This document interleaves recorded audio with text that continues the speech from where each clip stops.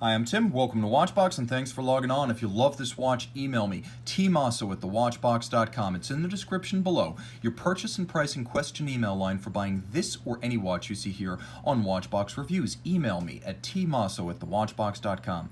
And today we are discussing the FP Journe Resonance Black Label. The Black Label models, not just boutique and espace exclusives, but reserved for those who have previously purchased FP Journe timepieces new.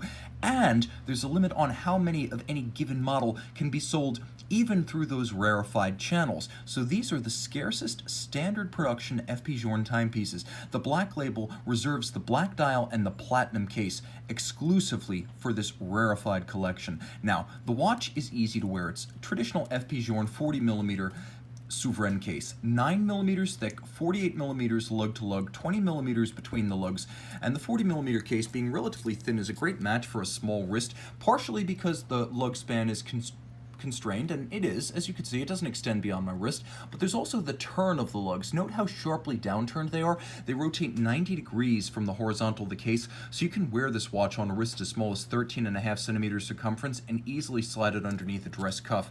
Let's take a look at the hardware and the software. As you can see, the strap, medium rectangular scale gator on the top, semi-gloss monotone stitch. You can see there is a folded edge. This is an FP Journe factory strap, and as you'll appreciate, it is an FP Journe factory strap in brand new condition. Gator on the top, large rectangular, or medium rectangular I should say, and then small round scale on the bottom. And the purpose of double gator is to extend the life of the strap. Gator on the bottom lasts longer than calf. Pull tab spring bars that you can use to easily remove the strap without a tool, so you don't risk scratching it when you remove the strap. And an FP Journe pin buckle with lovely media blasted recesses for the letters, and then the rest is all of high polish in platinum to match the case. The case is typical FP Journe with a little bit of a lip about the case back and the bezel looming out over the flank of the case to define the mid case, and then there is an integrated lug profile, a little bit like a Calatrava, but unlike a Calatrava, they also turn downward, and they have a little bit of a concave profile, so they have a lovely mirrored bowl-like shape when viewed in profile. Although this case is highly standardized across the Journe line, it is not without poetry. There's a lovely domed, high-polished bezel, and then as we turn over, you see the characteristic FP Journe knurled crown with double dimple outer face. The dial is black, and there are twin black polished bezels in steel that surround the individual dials. You can set them independently, so it is a true dual time watch, but that's not really the point. There is a power reserve indicator. It'll run for 42 hours, and then there's a crown that's used for winding both movements. There are two of them. We'll talk about that in a moment. And it's also used for independently setting these two dials. Now, because of the resonance effect, which effectively couples these two movements without touching, it does require about 7 to 10 minutes to take purchase, so you can see these second hands are a little bit out of sync. You pull the trigger down at 4 o'clock to synchronize them. Once resonance has taken place, they really shouldn't vary apart from one another. Note that the screws on the dial side are present. You expect that on a Journe watch, as it's been his styling trademark since the 90s. The hands for the time are blued, but the power reserve indicator is polished. Now, turning it all over, you can see that this is an 18-karat rose gold movement. This is caliber 1499 in its third revision. 14 means it is 14 French lean in diameter, 99 is the year work started on the movement, and then 3 is the variant in the sequence. So there have been 3 refinements of this movement. It beats away at 21,600 vibrations per hour, runs for 42 hours. It pivots on 36 joules. It's adjusted in a chronometer busting 6 position. Typically, chronometers are adjusted in 5 positions.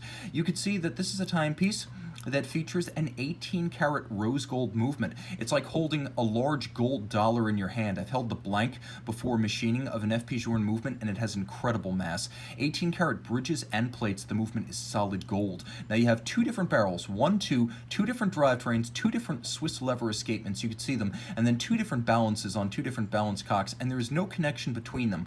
But the parasitic vibrational losses radiating out from these regulators allows them to couple as metronome or pendulum placed in proximity will eventually synchronize, so too will the balances. Beaten away at 21,600 and free sprung to take and hold their precise 6-position adjustment.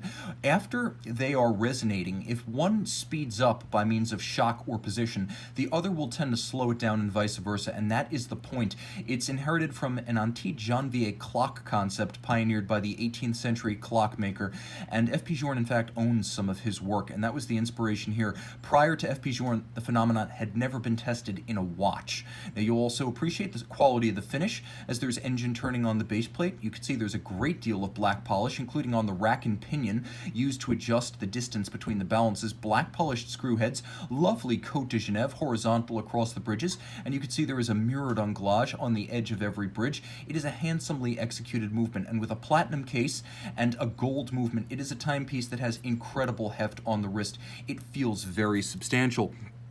I should also mention this is an Eleanor case made in France by F.P. Journe's previous case supplier that he bought up and brought to Switzerland in 2008.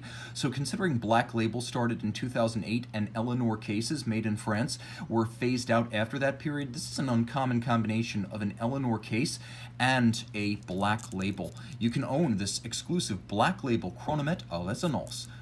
Email tmosso@thewatchbox.com.